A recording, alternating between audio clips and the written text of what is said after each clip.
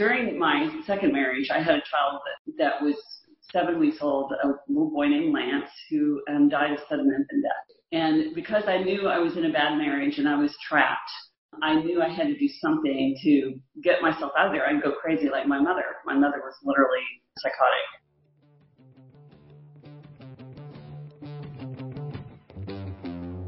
Hey guys, it's Donnie here, and I just want to let you know that we've recently launched a content development company, and this company helps people get social content. You know you need to put out a lot of content nowadays to get engagement out there in all your social platforms. Well, we've come up with a really cool way to help you get videos, blog posts, memes, social posters, and infographics for whatever social site you need. So check us out at successchamps.us and learn more about how you can get social content for your social media. Support for this podcast comes from Point Blank Safety Services and Blue Family Fund. Blue Family Fund, helping dependents of law enforcement families on their journeys. Blue Family Fund is a nonprofit that raises funds and offers financial support through higher education scholarships for dependents of law enforcement officers and by providing financial assistance for families of fallen law enforcement officers. Every dollar donated will go to the families of police officers, either through scholarships to dependents of police officers or as aid to fallen officers' families. Visit us at bluefamilyfund.com. You're listening to Donnie Success Champions, where I believe everybody is on a journey. Life is all about the stories you can tell and teach later. You're going to hear the stories of people who have overcome hardships, failures in life to find success along their journey.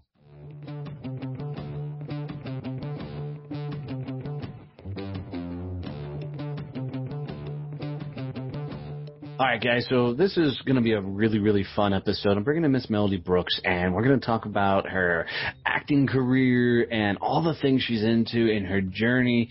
It's a lot of fun. We get to explore what goes on behind the scenes in movies and all that kind of things. So really enjoy this one. Had a great conversation.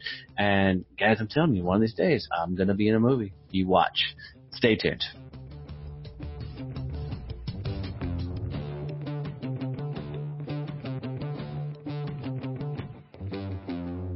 All right, guys, so another fun episode today. I'm bringing in Miss Melody Brooks, and you guys know I do these on Zoom. I'm a little bit jealous because she's sitting on a back porch staring out the freaking gorgeous lake in the backyard, and I'm sitting in my parents' cabin, with a false background behind me. So a little jealous of her today. But, Miss Melody, welcome to the show, my dear. Go ahead. Show is all yours, my dear. Tell us who the heck you are. Well, I am so many things. It's funny when people ask me that question. I'm like, where do I start? First of all, I'm a counselor. I'm a marriage and family therapist and a licensed professional counselor.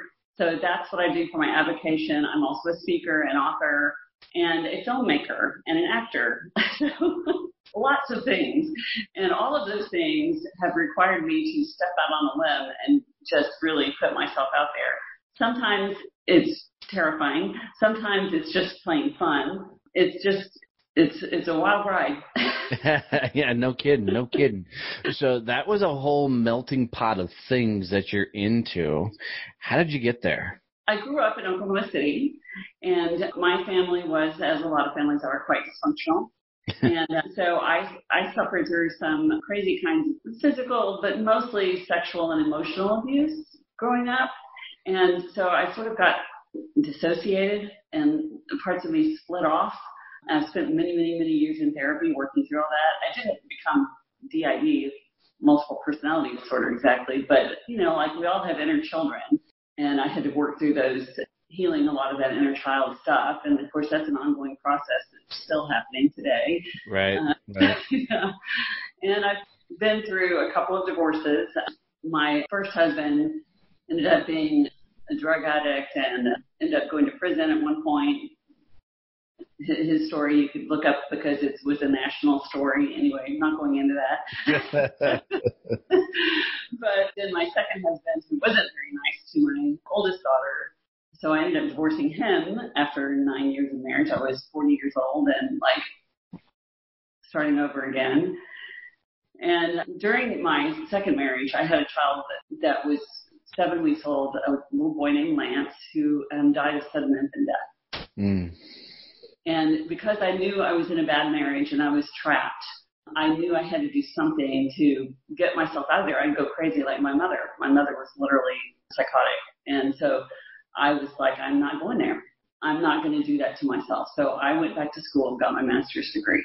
And what happened was that I was trying to figure out what kind of a master's to get, because I had a theater degree, and it's like, what do you get? What kind of master's do you get? Do you get a master's in theater? Do you get a master's in directing? Do you get a master's in something entirely different? So I went and gathered up catalogs from all the local universities.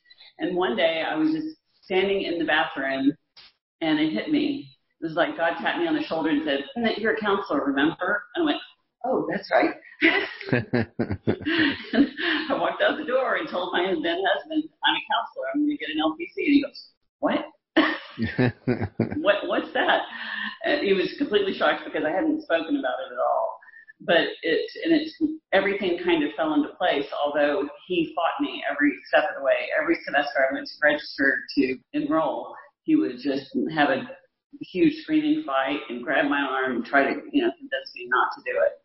I think he knew that if I got to myself to a place where I was financially secure, I wouldn't need him and I would not be still married to him, which was true. And I think a lot of people make that mistake of believing they can't get out of a situation like that because they don't have the means and everything else. Where did that courage and strength come from for you to push through? I literally knew I was not going to survive. That's scary. The place that I lived, we lived literally a little house on the prairie, side of Farmersville. I don't know if you know where that is, but it's between McKinney and Greenville. So it's way out in the boonies. Well, yeah. Well, it's the mere fact that it's called Farmersville should tell you everything. Side of Farmersville, wasn't even in Farmersville. It was a house that he had built, and it wasn't built really for continual habitation. It did not have air conditioning nor heat. In Texas? Yeah. That's not a thing you do in Texas. No.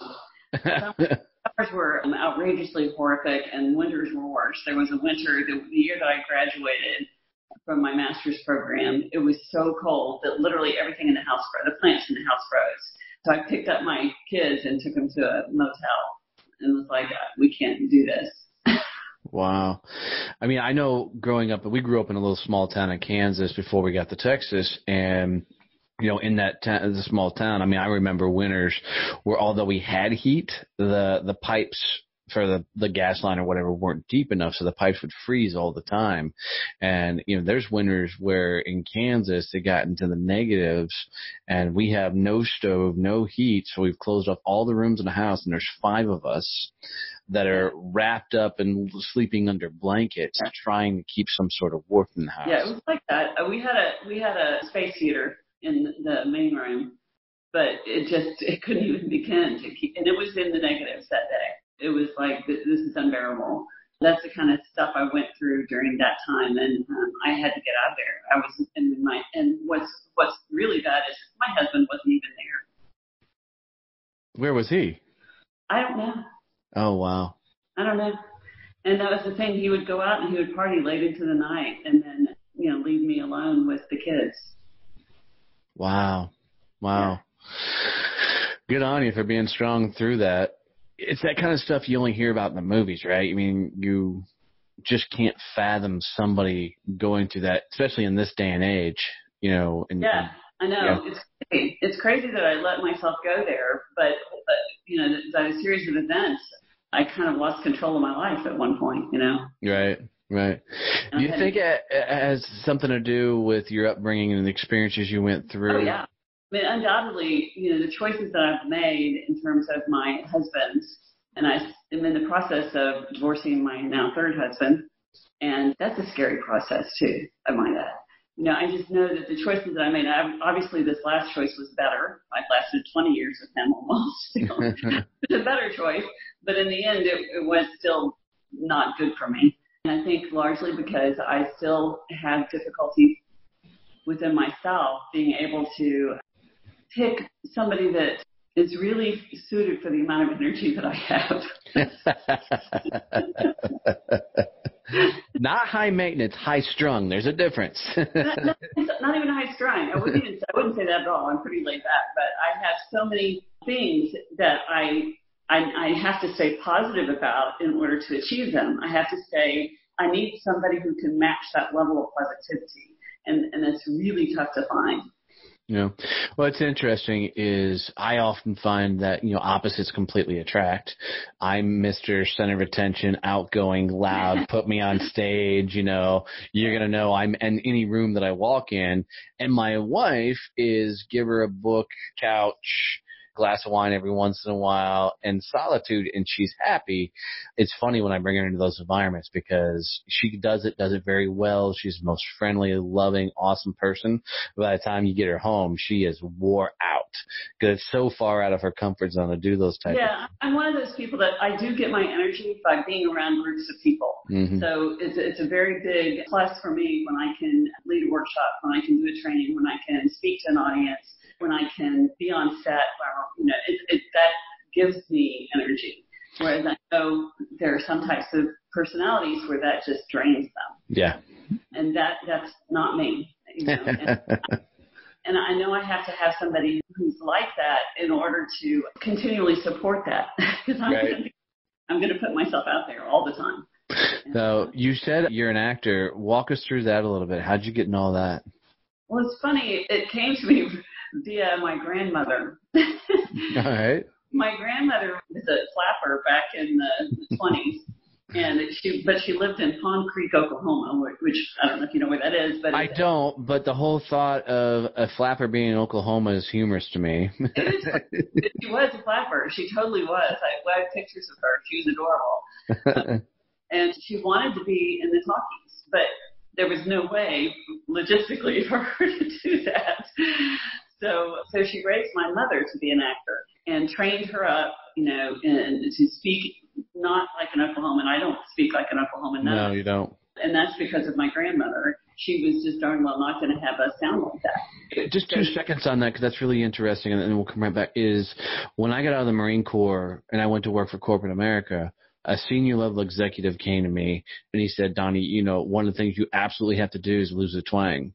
So I had to work really, really hard to get rid of the country accent and remove the word y'all from my vocabulary. Say y'all, but it's the way you say it. Right. No? So I get it. So, and you can't be an actor and have that kind of an accent. You have to have an accent that sounds sort of generic and you don't know where it's from. So that was my mother. And then my mother, of course, got pregnant at 16 and started, her life. She was not going to be in the movie. So she went off and got married, and she did eventually get her degree in theater and drama and education, became a drama teacher. So I grew up in the wings watching her direct plays.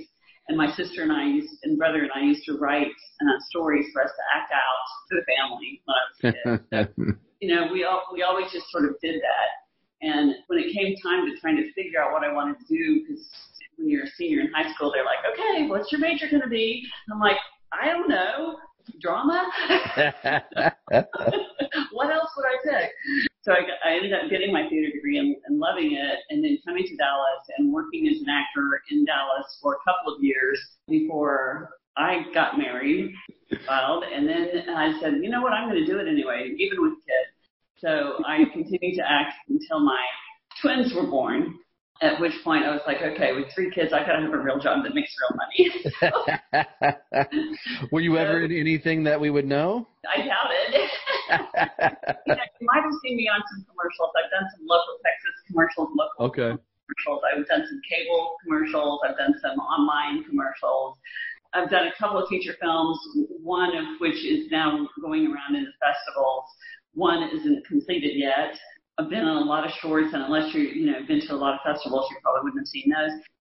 Well, it's funny. I got a friend named Cheryl that is a voiceover actor, and there's a couple commercials that will play on TV every once in a while, and I laugh every time I hear him because, oh, there's Cheryl. It's just her voice over the top. Once in a while, somebody will go, oh, I just saw you in a commercial. I did and they were only supposed to show it for a year, but they actually showed it for 2 years. No, nice. So I was shocked when somebody said, yeah, I just saw you in a commercial. I was like, no, that's not possible. I was like, yeah, I guess so. Well, from my ignorance, I mean, you were in a commercial, so that means you're a multimillionaire and this successful actor and everything, right? No, not really, because I'm not union. If I was union, it would be a little different.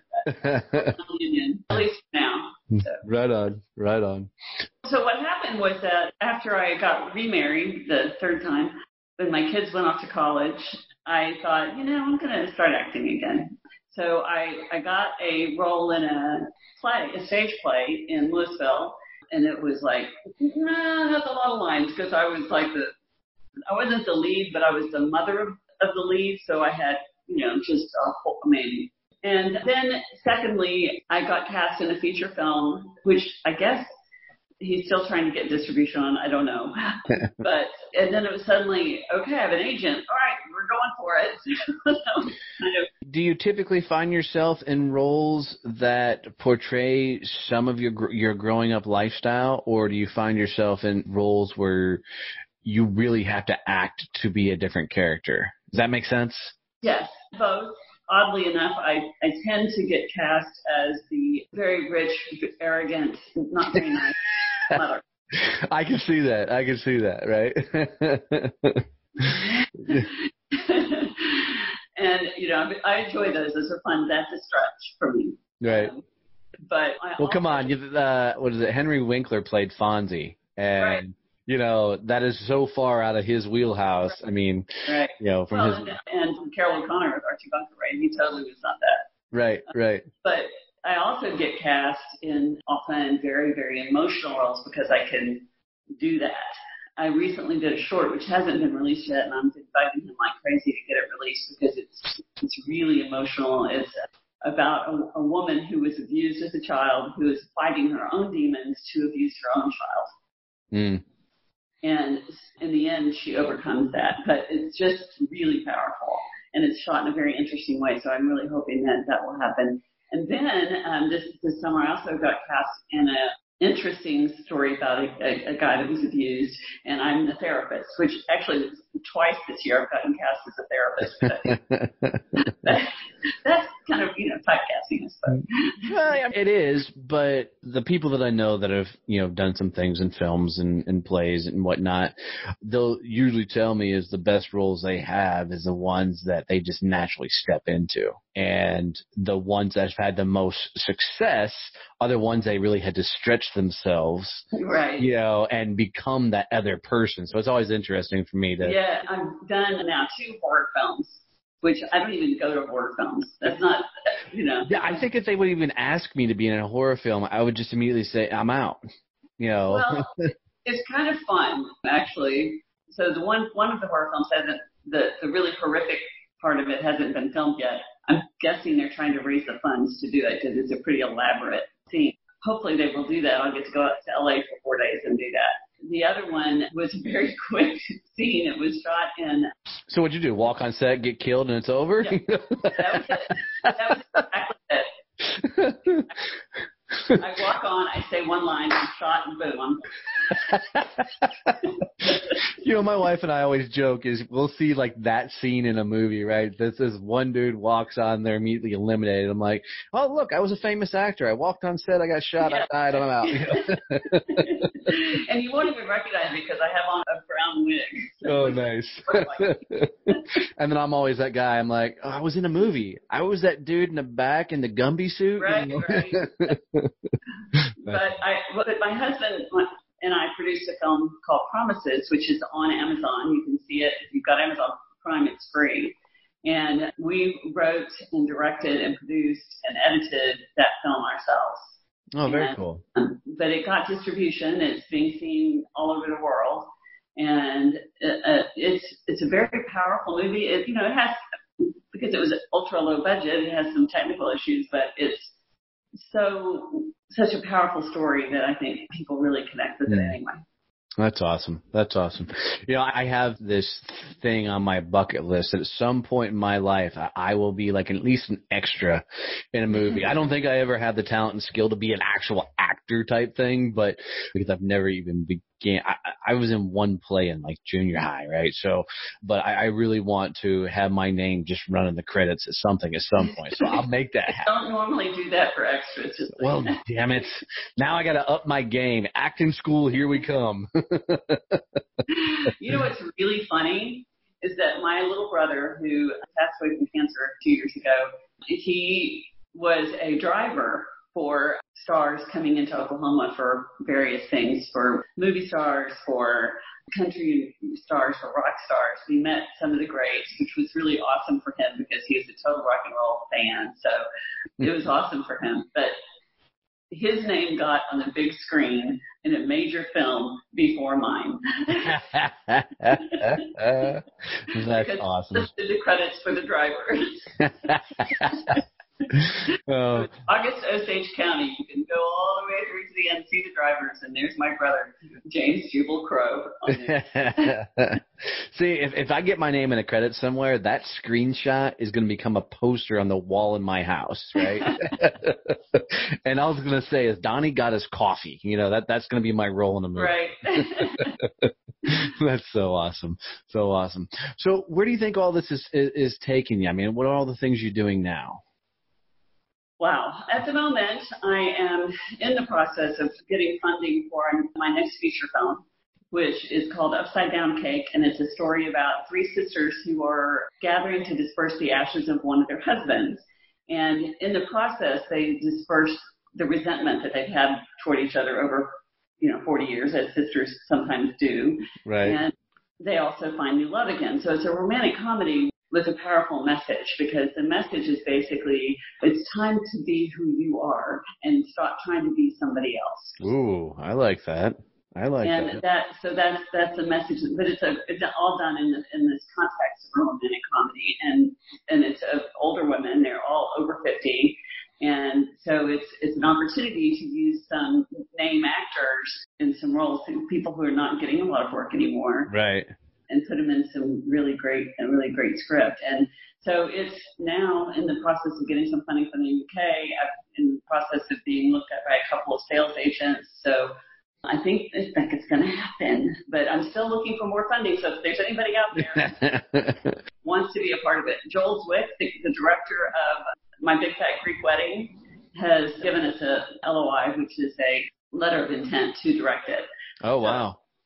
So Jolie Fisher, Carrie Fisher's younger sister, who's also a director and actor, really wants to play one of the roles. Everybody that's read it wants to be a part of it. So it will get into the hands of some awesome people eventually. I'll get coffee. I'm just saying. Is it going to be filmed here in Texas? On there, if you want to come on as an assistant to one of the stars. No. But let's talk. Is it going to be filmed here in Texas, or? Actually, it will probably be shot in Oklahoma, since I'm a native Oklahoman, and there are good incentives in Oklahoma, film incentives in Oklahoma, and there's also especially good incentives if you are a native Oklahoman. Oh, okay. All right. I didn't even know that kind of stuff existed, that there was, things along those lines. That's very cool. Almost every state has some. Texas are kind of terrible right now, but the Oklahomans are pretty decent. Louisiana is really decent, and Mexico's are pretty good, although I think they may have cut those back recently. I don't know. But anyway, Oklahoma, it looks like the place. I found a neighborhood that looks like the right neighborhood and all that. So. Oh, very cool. Very cool. My wife and I just got back from Ireland, and we went and saw some film locations. We saw some of the Game of Thrones places and some of the places from Harry Potter. It's just cool that once you've seen it in a movie to go to that place, and I don't know, it almost puts you right there at the moment of the scene. It's just kind of cool to get there and get those type of pictures. Yeah. That's got to be fun, though, driving around and going, okay, here's my movie, here's my idea. I think this can be the location. That's got to be a lot of fun to do. Yeah, it is. It is fun. The whole process is fun. The most fun part of it, to me, is the shooting. It's exhausting, but it's also the most fun part. The second most fun part is the editing, which is the final part of telling the story, which I do the editing as well. So is that actually like cutting all the footage or telling somebody how to cut? Okay, so you do all that. Yeah, I do the actual cutting, yeah. Oh, very cool. That's a misnomer today, But. Right. You're not actually cutting, film. I started doing that with the podcast when I launched this thing. I edited about 10 episodes. We're like, okay, I'm out. And now I hire, and Joe Phelan comes in and he. Doing it, I get so lost in it that the time, hours will go by and I'll think it's been a few minutes. It's just, it's fun. But you've got to have that passion for it because if you don't, one, it won't come out right. Two, it'll become tedious. And three, procrastination is going to step in and you're not going to get the work done. So right. So. The cool thing is I can edit it the way I want it, and then I hand it over to what's called a supervising editor who will clean it up and make it beautiful. Nice. So when you're filming one of those, I mean, how many clips and things or shots? Because you always see the take 20 on a scene trying to get it right. I don't do that many takes because what I do is I rehearse our actors ahead of time so that once they're on the set, it doesn't take but a couple of takes to get it done. Obviously sometimes you have to redo shots because of technical problems or continuity problems, but probably not more than 5 takes at most. Okay. Because once you have a really good take, you have a good take. Right. So, I mean, some of those emotional scenes and everything else, if they don't nail it the first time, they got to make themselves cry a dozen times, Right. I don't want to do that to people. Yeah. I don't think that's good. And it's funny. I've learned that some actors, the first take is it. If you don't get it right the first take, it's not going to happen again. I'm thinking that if you ask me to react something and try and do it again, I'm going to be like, just take the first round because. That's how some people are. It's really frustrating because sometimes, especially if you're using a Steadicam where you're not locked down, the camera's not locked down, it takes a few takes to rehearse the movement with the camera. Right. It's tricky. It's one of those things so I was a sales trainer for a number of years, and the worst thing to ask a sales trainer is, can you say that again? Because I'm like, no, I was just in the moment. That was like the passionate phrase. Right? Record the damn thing, right? Right. So I can only imagine trying to portray an actor and have to play a scene, and the director or somebody goes, wasn't quite right. Can we do it this time with a little bit more emotion? Yeah, I'm going to 100% tell you, no way in hell. No way. It's just not going to happen. And actors have to do that. And I think people don't understand exactly how hard that is to stay in that place, for more than one take. And to be able to just get there when you walk onto the set. But the really talented ones, like the guy who played the lead in Promises was just so open, so vulnerable, and such a alive person that he could just, move into it, and you believed him because he was there. And do you ever find yourself looking at movies and just going, man, that actor just got that role? I mean, they just completely owned that role, know, and in the same token, do you also get that spot where you're like, dude, you can tell they just weren't into that moment? Mm-hmm. Yeah. The worst thing for me is to watch a movie that's almost good. Oh, I can imagine that.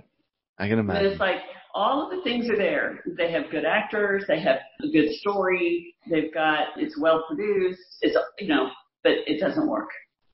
Mm. Usually that's because the actors don't get there.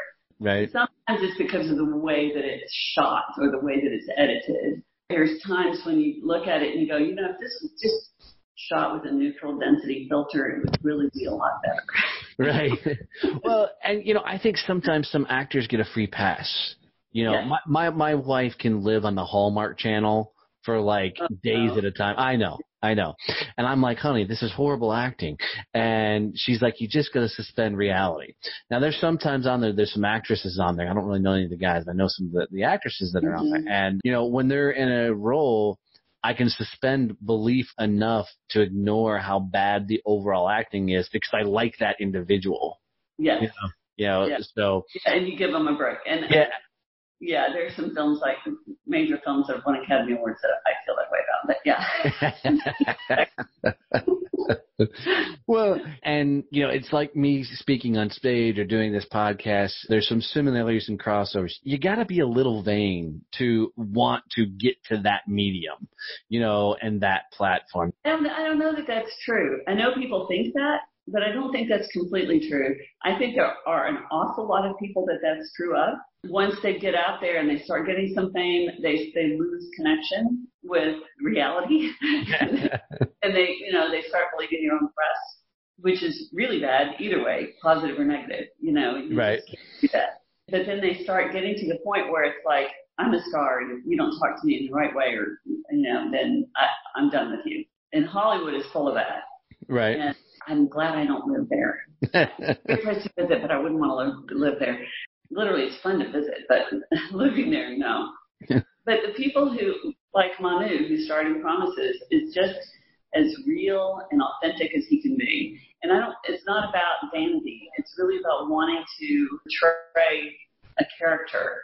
That's what a real actor wants to do. They just want to portray a character. They want to live in somebody else's shoes and express that so that other people can have empathy and understand that character. It's a way of expressing ourselves. And if an actor isn't like that, those are the ones you don't like. Well, let me ask, because this just popped in my head, and I may be wrong in assuming this. Do some actors use that as some form of escapism? That for a moment in time, they can forget about their life and what they're going for because they can put themselves in the shoes of somebody else? I think everybody's reasons for acting are different. I do think there are some people who do it, and I've had some local people who are just so full of themselves because they think they're God's gift to the earth. But I've had those guys try and come on the show too, so I feel you. And then there are those who are just so motivated to express. They just want to express feelings and characters that don't get represented, that they're trying to gift the world. And that's really their big motivation. And some of them, I think it's their lives suck so bad that they just want to, pretend to be somebody else. And the characters that I get to play are not people who I would want to be. Right. You may not want to play the rich, stepmother type character. Wouldn't mind having her money probably, but Exactly. It is fun sometimes to be something you're not and have the experience of stepping into what that would be like if you felt that way or if you thought that way. How would that be? A real actor has to open their heart to have empathy for a whole range of people that other people don't have to have that kind of empathy. Right. Yeah, it is definitely a phenomenal skill to watch people completely transform themselves, to go from, who they are naturally to somebody completely different. I watched a skit once upon a time, and I forget who the actor was, but they went from their normal position, and she, within a matter of a minute, transformed herself. No clothing changes, no anything, to this very elderly woman, and you felt like she just completely became a different person. Yeah, it was my best compliment as an actor was my daughter when my oldest daughter watched Promises, and she walked out and she goes, "Man, the lead was really good, really enjoyed that." And the mom, "Oh, that was you." She forgot it was me. That's awesome. That's when you did it right? Yeah. That's when you did it right. So you've got this movie coming out that you're trying to get funding for. How do people find out more information about that? So if they want to help you get funding, or if they maybe want to be a part of it. You can contact me through Facebook. Obviously, you can find me there. You can also find me on my melodybrook.com website, and you can also find me on my Wake and Heart Productions website or LinkedIn. I'm on LinkedIn. Reach out to me in any of those places, and I'll respond. That's so awesome. Or you can just send me an email at info@melodybrook.com. There you go. There you go. So after this movie, you think you're going to stay in the movie games? Yeah, I have actually 6 other screenplays ready to go that we have. I guess I better get to acting, huh? Yeah. Yeah. And, that's part, I definitely intend to keep producing, and, I write myself in little roles in them too, so I can play as well. I also have, my hands in other fires. I want to do more speaking, do more trainings, do more. I do something called interplay, which you've probably never heard of. No. It's improvisational storytelling and sound that is done as a spiritual practice. It's a way of connecting more with yourself and bringing more of yourself to the world, because, everything that we do requires this small part of us, right? Every role that we have, we're a father, we're, a teacher, we're whatever job you have, and you're really only allowed to express that part of you, right? In interplay, we want more of you. So we encourage you to stretch and explore the different parts of yourself that you've never maybe explored before, and you find yourself saying and doing and acting in ways that you've never done before, and finding the joy in discovering these parts of yourself. Because to me, our calling is being able to connect with our joy. That's what God wants us to do. That's who we are is in that joy. And that's what an interplay is. So I'll be doing some interplay trainings coming up this next year also. Nice. And those will be on your website and such? Sure, yeah. Awesome. That'll be cool. I may have some friends to introduce you to that would probably fit well in that whole world. So that's awesome. Well, Miss Melody, it's been a joy having you on the show. Here's how I like to wrap up every episode. And I do stump some people with this, but as a trained actor, I'm sure you'll nail it. So get ready. So if you were to leave my audience with a phrase, a quote, a saying, something they can take with them on their journey as they're going through life, living out, whatever they're on, what would be that quote, phrase, or saying you said, especially when they're stacked up against it and they're going through maybe the tough times in their life? What would be that quote or phrase you said, hey, remember this? To have empathy for yourself and know that everybody's doing the best they can. Beautiful. We should get that put on a T-shirt. That's awesome. Melody, thank you so much for coming on the show, dear. I really enjoyed this. Absolutely.